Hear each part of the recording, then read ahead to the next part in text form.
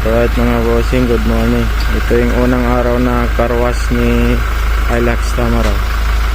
Ayan. So medyo marumi siya, so ikakarwas natin. Grabe, sobrang laki.